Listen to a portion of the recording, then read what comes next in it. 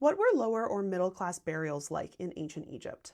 Unfortunately, because Egyptologists for so long have focused on pharaohs and their families and their officials, we don't know a lot about the lowest of classes of ancient Egypt. And there are a couple archaeologists who have continued to study these peoples and have given us a little bit more insight, but it's also really hard. One of the main reasons we don't know a lot about the lowest classes in ancient Egypt is because they, in general, didn't leave a lot of physical items behind, or at least as many as people in the higher classes did. So for a while, Egyptologists have thought, well, how are we going to learn about these people without the things that they left behind, which is the entire study of archaeology, is looking at those objects. But there are definitely ways that you just have to kind of work a little bit harder. In general, the lowest of classes would not have been able to afford to mummify their dead or even build their own tombs. So most of these burials are just going to be graves, with a couple different grave goods if possible. Usually, the most common grave good would be pottery, and then you slowly kind of go up in class depending on what other objects would be found.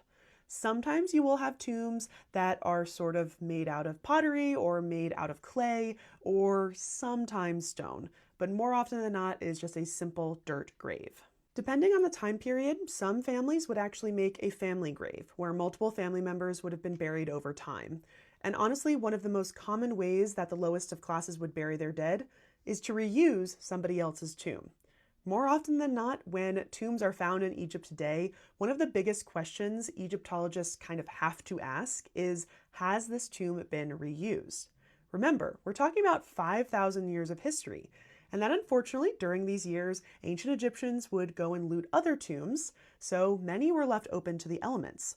So if someone could not afford to build their own tomb, but they happened upon an empty one that nobody's using or nobody's guarding, then they could use that tomb.